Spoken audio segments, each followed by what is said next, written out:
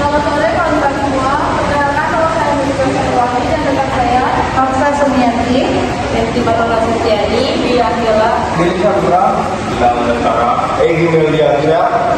Di sini kami akan mempresentasikan hasil kerja kelompok kami, yaitu kelompok 2 yang akan dipresentasikan oleh rekan saya. Baiklah, saya akan membahas yang berjudul peran dan lingkungan organisasi. Pentingnya organisasi, yang pertama mempermudah dan memperlancar kehidupan masyarakat, pendidikan, kesehatan, perbankan, dan lain-lain. Yang kedua, tugas, fungsi, dan tanggung jawab tersusun dalam sistem dan struktur organisasi. Penyesuaian lingkungan, yang pertama, internal berpedoman pada visi dan misi. Yang kedua, eksternal menyesuaikan dengan permintaan pasar atau kebutuhan. Daya saing, penyesuaian diri menciptakan keunggulan komparatif untuk bertahan menghadapi persaingan. Sumber daya dan komunikasi, moto pergerakan organisasi, sumber daya organisasi, yaitu 1. Modal, bahan baku, mesin, dan pekerja. 2.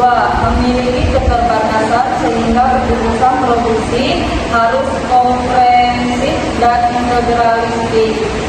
Pentingnya komunikasi. 1. Mengkomunikasikan kualitas dan kuantitas produk sebelum produksi adalah titik kritis.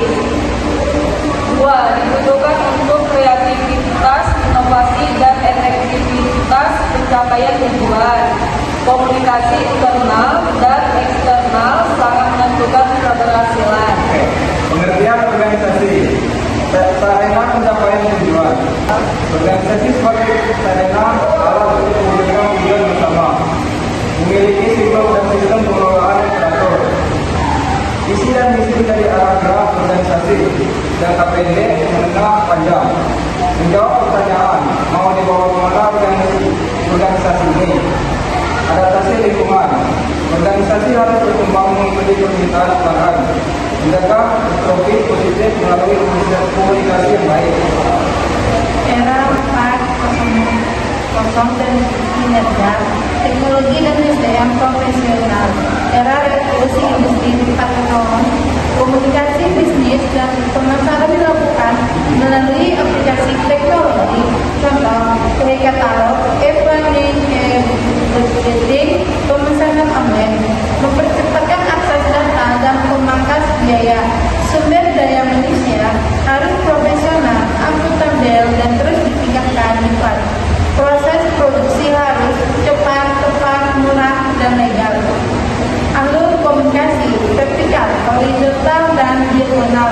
Komunikasi dua arah menjadi model besar manajemen kinerja. fungsi dan tujuan pengelolaan, efektivitas dan efisiensi, produktivitas. 1. Kemampuan menghasilkan barang atau jasa merupakan indikator keberhasilan. 2. Ketersediaan produk sama lalu terhadap kesejahteraan masyarakat. Sinergi antar bagian. 1. Kinerja maksimal satu bagian mempengaruhi keberhasilan organisasi secara keseluruhan. 2. Data dan informasi menjadi dasar pengambilan keputusan. Konsep satu pintu. 1.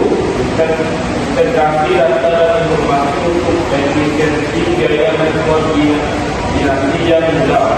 2. Setiap bagian saling mendukung fungsi dan tujuannya masing-masing. Dan yang terakhir, pencapaian tujuan. Kunci keberhasilan organisasi, tujuan utama, mencapai keuntungan maksimal dengan pengeluaran minimal. Faktor pendukung, saling menghormati, percaya, terbuka, dan bertanggung jawab. Usman 2009. Optimalisasi kinerja seluruh elemen organisasi. Kepuasan pelanggan sama dengan kualitas terbaik, harga bersaing, layanan prima. Dan kesimpulannya, keberhasilan organisasi ditentukan oleh pengelolaan sumber daya yang baik, komunikasi yang sinergis, dan